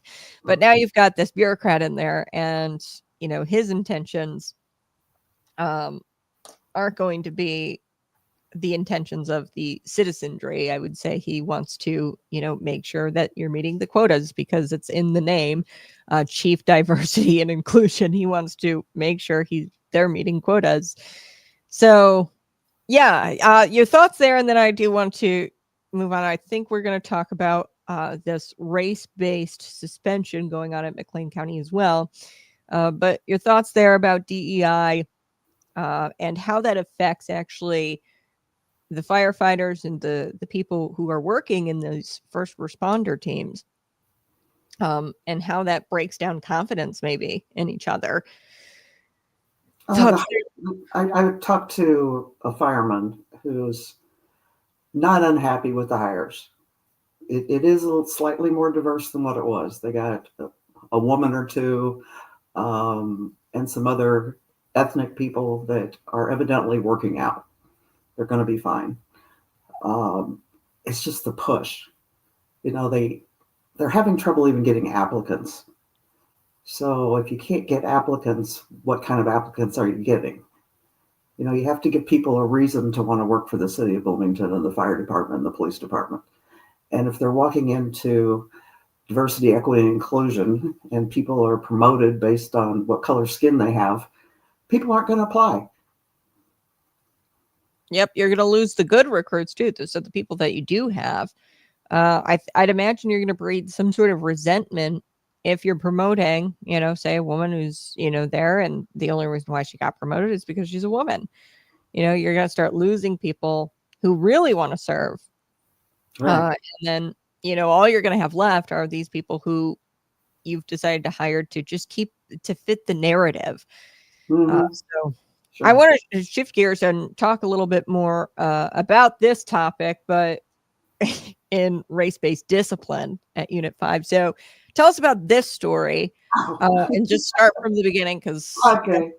All right, Unit 5 and their race-based suspensions, discipline. What's going on? Yes, the state of Illinois did a study of all the schools about, who gets suspended, who gets disciplined, what race, what color your skin is. And Unit 5 failed because they were disciplining too many people of color. And so Unit 5's answer to that is, when we have discipline problems, we'll just discipline all the kids in the class. All the kids. We're not doing the troublemakers, because that would put us back on that list of not qualifying under state standards. And so there was an incident. What was the school? Evans. It was Evans School, where evidently the kids got rowdy during lunch. So every single kid in the 6th grade had to eat quiet lunch. They couldn't talk to anybody. And they were in with 4th graders, I think, or something like that. Every single kid did not cause trouble. Okay. The troublemakers were not disciplined, Everybody was. And that helps their quotas of not disciplining people of color to the extent that they should be. Let's put it that way. So what it's teaching these kids is there are no consequences to my behavior. It's everybody gets the consequences. So let's have fun. Make everybody suffer. That's so good. Yeah, and I reviewed their discipline improvement plan, that they had to submit to the state. And, folks, this is a state law where, if you have disproportionate or, higher suspensions, say for students of color, that kind of triggers to the state, hey, you need to submit a discipline improvement plan because you've disciplined students of color at a disproportionate rate or whatever. And I guess for 3 years now, they've had to submit this discipline improvement plan. McLean County, for 3 consecutive years, they've had, pretty high racial suspension or suspensions of students of color. I think it's so fascinating that you're disciplining based on race. Why not behavior? And this is shocking. I didn't even know that about the Evans School, where they're just at this rate to get their disproportionate numbers to be better. They're just disciplining all of them, white kids, the students of color, regardless, just to try to fudge their numbers a little bit and make them look better. And Representative Deering, she's Regan Deering, she's a state rep there in the 88th. She said, this law is another example of our state lawmakers overstepping their bounds, trying to control everything from Springfield. Bingo. She nailed again. She said, the color of your skin shouldn't determine the choices a child, it doesn't determine the choices a child makes in school. So, I mean, regardless of skin color, the kids are going to misbehave because of other circumstances, whether that's trouble at home or whatever. It's not because of their skin color that they're misbehaving. And I think it's fascinating that Springfield thinks that they can do a better job at, disciplining or these kids than perhaps the teachers, who are there seeing them every single day. Yeah, the law is wacky. But really at a local level, McLean County should say, no, we're not doing this. And I think that they'd be able to.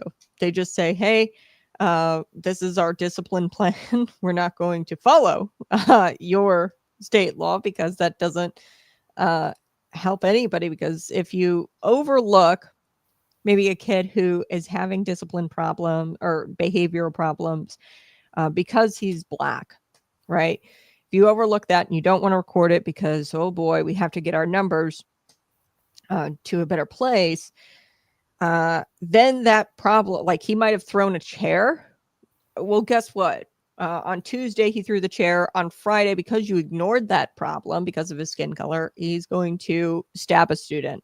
You know what I mean? I know those are extremes, but that's what happens. Like every study shows us that if behavior goes unchecked, and you don't discipline the child, it gets worse. The behavioral problems just get worse. Yeah, if no kid suffers consequences for their behavior, that's how they're going to grow up. No consequences ever for my behavior. Yeah, and so what in this discipline improvement plan, how are they improving the race or the suspensions of the students of colors? How are they improving that? Are they doing like trainings or anything like that for the teachers? Oh, I'm sure they're doing something. Guidance. Don't expel the Black kids. That's the training. Yeah, like implicit bias training. Like, hey, check your, bias towards these students, and is it your bias that is wanting to discipline the student, or is it because, little Timmy here actually has a behavioral problem? Maybe you want to discipline this child because you're racist. Is that the story that I posted a survey of teachers in Illinois about how safe they feel in the classroom? I'm not sure if I combined those two or not, but I posted a survey somewhere. There are a heck of a lot of teachers who do not feel safe in the classroom. And why is that? Because they can't discipline the kids. They don't have any backup from administration. You're supposed to just deal with it. And that's a tragedy for the kids. You know, they're not being educated. Yeah, yeah. And well, you're going to same thing, you know, this DEI stuff, it causes the good teachers to leave. You know, if you have somebody who's a fantastic teacher, but is scared because they can't discipline the children have completely run amok, and they no longer feel safe in the classroom. And then she leaves, you know, this teacher, it's hard to retain teachers. I mean, there's a shortage already. I know that me personally, I went for teaching and I was a student teacher for a time, and then I changed my major to journalism because I absolutely just could not handle the state laws and the compliances and the tests that you had to take. I mean, it's like hundreds of dollars worth of tests that you have to take and certifications you have to pass. It's just a lot of red tape to even become a teacher. And I was like, they don't even like, that's not even worth my time. And the reason why ultimately though was because, and I was with some kids that were a little bit lower for their grade level. So they weren't, you know, the average student. They were a little bit below average as far as their academics and behavior. And they all, you know, want to hug you. And they are looking for like love, and discipline is actually love. And I could cite scripture, and I will here in just a second, but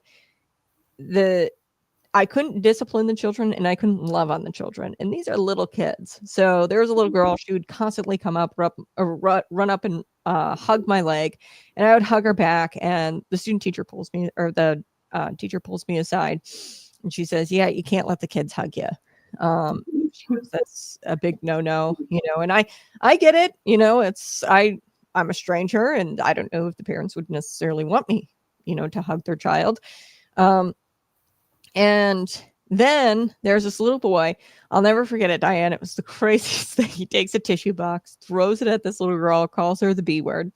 And I mean, the little girl is bawling. So I grab him and I say, "You're coming with me." And I walk him down to the office. Teacher pulls me aside and said, "Actually, we don't do that anymore." She said, "We're not supposed to humiliate children and isolate them. So no names on the board, and no, you know, taking them out of the classroom. We're just supposed to like tell them not to do it. And you can do it in front of others, but you're just supposed to tell them not to do it." And I was like, "Well, that's not actual discipline." Like, he's not going to learn anything just me saying, "Don't do that again." It's already been done. He has to face some sort of consequence. And I got out of it because I was like, these kids really need discipline and love. And that is the way a child. So it says this, Proverbs 13:24, "Whoever spares the rod hates their child, but one who loves their child is careful to discipline them." That's in Proverbs. So, and the rod is actually not like, a lot of people think that it's like a rod where you hit them, right? A rod, it's actually the shepherd's hook is what they're referring to, I think, here. And it's to ring, what you do with the sheep is you wring their neck and you pull them in and you guide them into a different direction. So you don't have to smack them around or shove their faces. I think that there's, you know, another extreme. I think we've seen it actually on the buses of, what was it, that El Paso bus driver. She came under fire because there was a video that went around where she shoves this little boy's face. I think that could be too much harshness, but teachers really need some sort of maybe guidelines or something, and allow discipline of some sort. I'm not saying beat the kids, you know, but you got to give them some sort of discipline. Not telling them to do it again. It's like, yeah, but it's already been done. You need consequence. No kidding. But yeah, Diane, some other stories. Is there something that we need to know on blnnews.com? What have you got out there? Or what is a story you would like our listeners to read? I think I'm going to write one today about the town of Normal, which I quit covering years ago because nobody in Normal cares. But WGLT had a story about how they're going to do another downtown TIF because the first one was so successful. They want to spur investment downtown. They haven't turned in their TIF reports from last year yet. They're all past due at the state of Illinois. Interesting. So explain this a little bit, a TIF for our listeners. Supposedly, if people invest in a property, the value of that property is going to go up, and therefore the town's going to collect more property taxes. Then they can use that money to rebate it to the developer who built something. So the first TIF did generate money, but Normal spent a lot of money. That was not paid to developers. They just did things like sewers downtown, new roads downtown. That they invested a lot of their money in things that did not produce an increase in property taxes because the properties weren't taxable. So they could not pay off the TIF debt, which means the taxpayers of Normal are now on the hook for it because there's no revenue stream anymore. So I don't know if they're going to try to tie this together to get more revenue. But I think the town of Normal is darn lucky that there weren't more buildings built on that circle because they wanted huge buildings built,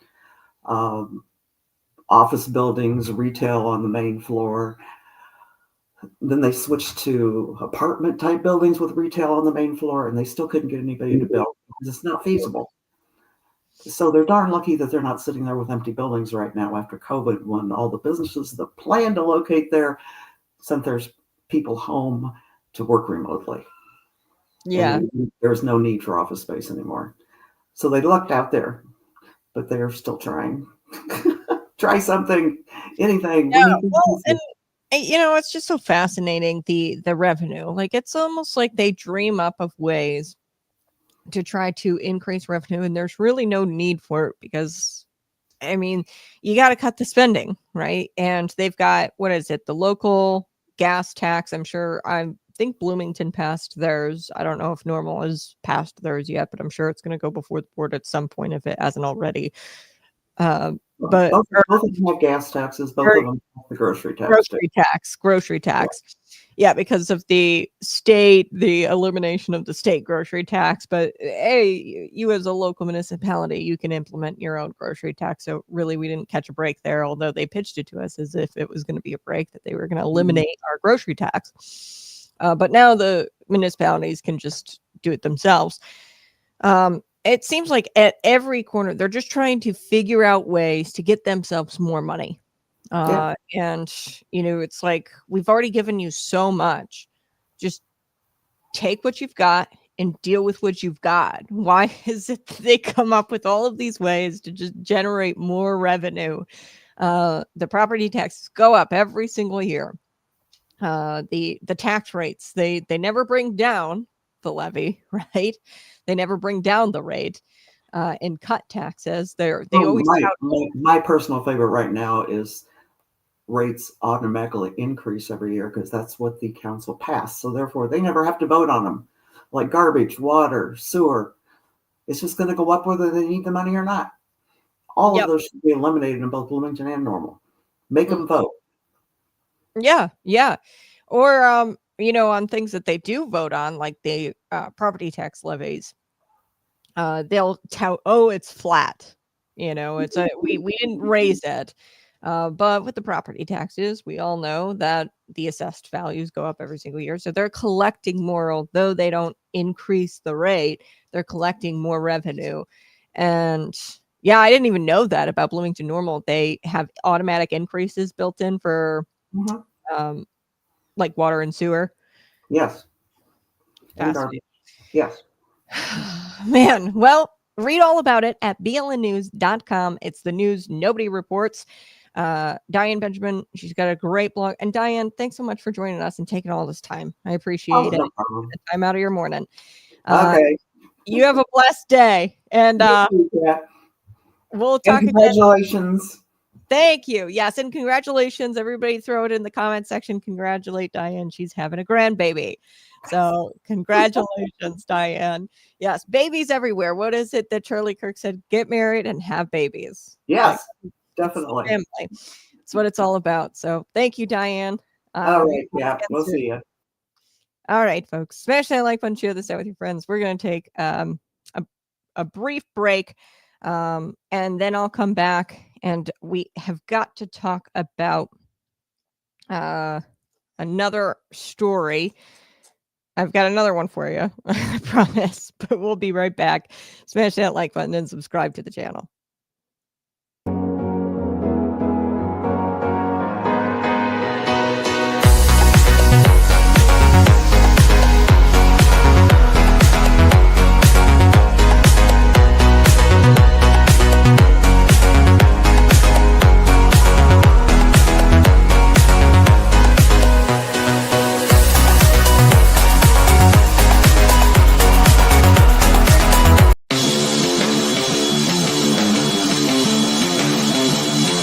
Conservative cat clips where the claws come out and the truth is on tap. I love the truth. I'm your host, Kat, and we are cutting through the holy hypocrisy and setting the record straight from the big lie that is pushed by the left. The Bible supports illegal immigration. Oh, really? Well, buckle up, Buttercup, because guess what? We're walking through scripture and we're going to provide you some common sense. Now, every time we talk about the border security, some activist grabs the Bible and says, Jesus was a refugee. Okay, sweetie, let's clear this up. Jesus wasn't hopping the fence or dodging border patrol. Okay, his family fled legally under laws of the land. There's a big difference between seeking refuge and violating the country's sovereignty. The Bible is crystal clear about this. God is a God of law and order, and he's just so awesome. Man, I could just jump for Jesus every morning. Not chaos, not loopholes. God is not a God of that. God is a God of order, and everything has a place. Romans 13, 1-2 says, let every person be subject to governing authorities. Whoever resists the authorities resists what God has appointed. Okay, translation, the nation has immigration laws, okay, and they're not being followed.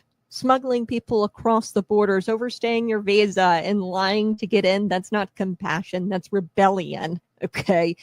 And now, yes, the Bible says care for the stranger. Absolutely, but here's the kicker.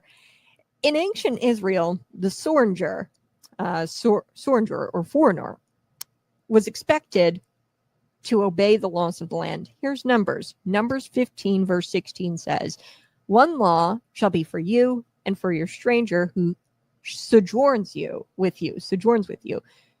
There was one law, one standard. Not, oh, well, they meant well, let them break the rules. Nope, that's not it. There was one law shall be for you and for the stranger who sojourns with you. That's what Numbers 15, verse 16 says. And you are welcomed always, but you have to respect the system. You are welcomed when you respect the system. Okay, so let's talk about Nehemiah, the wall builder himself. He didn't pray away the invasion. He got up and he built the walls of Jerusalem to protect his people, not out of hate, but out of duty to his nation and to God. Tell that to an open borders bishop the next time they scream, build bridges, not walls. Build bridges, not walls. Okay, Nehemiah, he was a wall builder. The Bible also teaches us the importance of national identity, borders, and responsibility, and responsible governance. God divided the nations at Babel, and he assigned lands to tribes, and there was order. Not this open range global free-for-all, which is exactly what the left wants. So now the Bible doesn't bless law breaking just because someone has a sad story. Okay, it demands we show compassion within the boundaries of justice, just kind of like how Jesus and God are. God is a merciful God. God is also a God of justice. Illegal immigration is not mercy. It's disorder, it's deception, it's disrespect for the very nation God entrusted you to protect. Okay, so leftists, listen up. This has been Conservative Cat Clips. I'm Cat. The Bible commands compassion, not chaos. Laws, not loopholes. Justice is demanded, not just your feelings. Okay, so let's stop twisting scripture to fit your socialist slogans. Build walls, not or build bridges, not walls. And let's start reading the truth and the true backbone of the scripture. And look at the several examples which show us that illegal immigration is not condoned in the Bible. This has been Conservative Cat Clips. Thanks so much. Hey there, smash that like button, share this out with your friends. I told you I had another story coming for you. We are going to be talking about Nancy Pelosi getting involved here in this Virginia Attorney General race. Okay.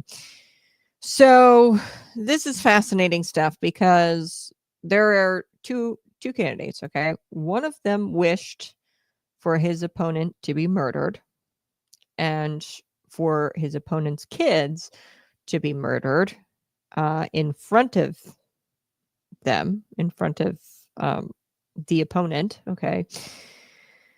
And another candidate, the other candidate said none of those things. Okay. So that is the race that we have in question here. This is the Attorney General race. Tone matters, behavior matters. And I want to talk about some text messages, but first I am going to get to this clip here of Nancy Pelosi getting involved in this race, the Virginia Attorney General, and I'm going to talk about the guy who, this Jay Jones, he's a Democrat candidate for the Virginia Attorney General, and I'm going to quote him and show you the text messages where he wished for his opponent to be murdered and talked about his kids being murdered in front of his opponent. And he said this about then Speaker of the House, Todd Gilbert. Okay, so we're going to get to that. Just take a listen here to Nancy Pelosi weighing in on this race. Here we go. There is a Democrat running for Attorney General who's embroiled in a scandal over text messages in which he, the Democrat, said that the GOP Speaker of the House of Delegates should get 2 bullets to the head for how he paid tribute to a former moderate Democratic lawmaker who died. He has apologized. Should he get out of the race? Well, that's up to the people, the leaders in Virginia. They have said he has apologized. What I understand is they say that on balance, he's the better person to be Attorney General. But that's up to them. But I wish there would be enough fuss of all the times that people have said they were going to put a bullet in my head right in public, in the public I think domain. it's because of that, that's one of the reasons I wanted to ask you that. You are somebody who knows all too well in a horrific way. We have to get rid of that kind of language. I mean, it's just not appropriate. If you were Abigail Spanberger, who's the Democrat running for governor, would you call on him to step aside? But she has to do what she has to do. She's going to be governor. She's running very well. Everybody's very proud of her candidacy. And her race is her race, and her state is her state, and it's up to her. I really don't get involved in other people's races, that the mayor of New York, the this, of that. It's up to the people in that state, and I respect their judgment and wish them well. And she and Mikey Sherrill will both be new women governors, and I'm very excited about that. Okay, so that's Nancy Pelosi weighing in on this race. This is shocking stuff, folks, and I don't know if you've seen it, but I'll show you the text messages if you haven't. The private messages offer a disturbing glimpse into how Jones, who's looking to oust incumbent Republican Attorney General Jason Miraz this fall, describes his political adversaries. This is a glimpse into how he describes his political adversaries in private conversations. This is really bad stuff. Okay, folks. So to quote him here, let me pull this text message up. To quote him here, Jay Jones, he says, there we go. He says, quote, 3 people, 2 bullets, Gilbert, Hitler, and Pol Pot. Pol Pot is a communist dictator, or a Cambodian politician, communist, and a truly disgusting human. Okay. So basically what he's saying here is you've got 2 of the worst people on the planet. Okay. And you've got Gilbert, and he's referring to Todd Gilbert, then Speaker of the House. These are 2022 text messages. Three people, 2 bullets. Gilbert gets 2 bullets to the head. Okay. And then when speaking about his children, he had hoped that Gilbert's children would die in front of him, saying, quote, I mean, do I think Todd and Jennifer are evil and that they're breeding little fascists? Yes. This is the guy who wants to oust the Republican Attorney General right now in Virginia. Shocking stuff here, folks. I just can't believe it. Look at these text messages. So gross. And they've actually come to light recently. Okay, so these are 2022 texts, and they just came to light. And they were made public this week. And this has set off, of course, a political firestorm. And this really draws attention to whether tone matters, okay, in politics. And whether one party gets a free pass for behavior the other party would be crucified for. This guy should step down. Naturally, Republicans are outraged since these texts have been come to light. Look at it is here. 3 people, 2 bullets. Gilbert, Hitler, Pol Pot. Gilbert gets 2 bullets to the head. Spoiler, put Gilbert in the crew with the 2 worst people you know, and he receives both bullets every time. This is so bad. And now the fallout has been kind of immediate. There are, sane people out there who are canceling campaign ads, fundraisers. Voters in swing suburbs have started asking this basic questions. Is this the temperament we want in an attorney general, the state's top law enforcement officer? And of course, the Republican incumbent here, who he's trying to oust, he has made all kinds of campaign ads and has quickly made this an issue in his ads, which he should, because we need to have a conversation about the tone in politics. And we need to bring to light that this is not the type of person, the type of behavior we want out of leadership. Similar to Katie Porter this morning, we reported on her anger and her angst, and she screamed, get out of my effing shot at her staffer, which is just deeply, I don't want somebody with that sort of behavior. If that's the way you act in public, what do you do in private? Now we see the private text of Jay Jones, and, let me be blunt, wishing death on your political opponents and their children. That's not passionate rhetoric, okay? It's monstrous. And that should disqualify you from representing people in a courtroom. Okay, that's what the Attorney General does. Never mind running the justice system really in the state of Virginia. I mean, this is the top law enforcement officer we're talking about here. And if you were to say anything like this to a Democrat, the media would have acted like, you launched a chemical attack on civility itself, or a nuclear bomb had gone off, or you launched a nuclear missile or something like that. If this was said about a Democrat, okay. But I'm sure you haven't even heard this story. It's going very underreported. This man is a Democrat and most likely is going to advance in this race. And, as Pelosi, she said, well, the people are going to have to decide that. So wait a second, Pelosi, you're not going to come out and condemn these text messages and call for him to exit the race. I mean, what the hell is your problem? Okay. She was very lukewarm there. The Virginia voters obviously deserve better than this guy. The Attorney General is supposed to exhibit judgment, restraint, have character. This is not a role where you want to fill it with somebody who fantasizes about killing their political or executing their political enemies. And I get it. It was in a casual private conversation. But this is just disqualifying for a position like this. I mean, if you were running for dog catcher, maybe. Okay. But this is the damn Attorney General we're talking about. And this is a very dangerous, if they elect this guy, this is going to be very dangerous for our democracy, because it's I mean, what if we are calling doing this monstrous type behavior and calling for the execution of our political opponents, and that's the guy who is elevated to a position of leadership? I don't want to live in a country like that. I wouldn't want to live in a state like that. I'd move. Okay. So here's what we got to do. We got to demand answers. Ask whether your leaders really mean no tolerance for political violence, or whether that rule only applies to one side. Okay. Applies to one side of the aisle. Contact your state party leaders if you live in Virginia, and make this an issue, and try to get this guy to step down. Do whatever you can.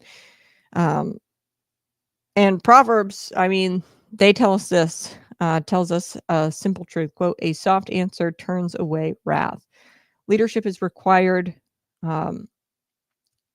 to turn down the temperature, to turn down the heat, to be calm, to not be, like this vitriol, violent. Okay. Leadership shouldn't be violent like this. Yeah, that's what I recommend to the people of Virginia. Contact like your state party leaders, the Republic or the Democrat party leaders, and get them to ask Jay Jones to step out of the race. Smash that like button, share this out with your friends. I do have one more clip that I wanted to share with you of Nancy Pelosi. Same interview. She got pretty embarrassed here. Here we go. Let's take a listen. Let me share this with you. Hold on.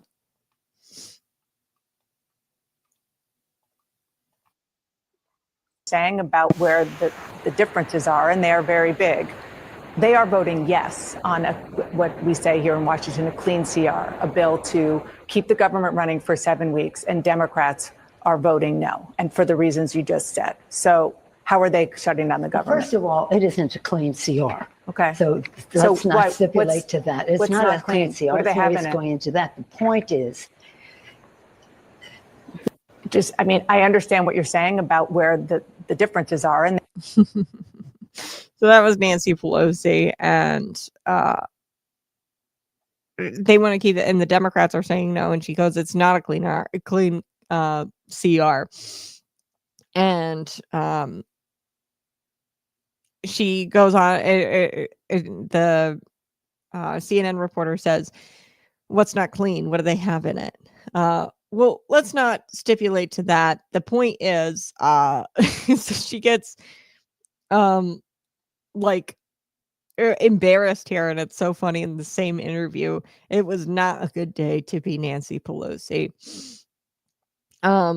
Yeah, I don't know why she thinks it's a-okay to, call for your political opponent's children to die, or call for the execution of your political opponent, even in a private text message. But apparently she thinks so because he's a Democrat, and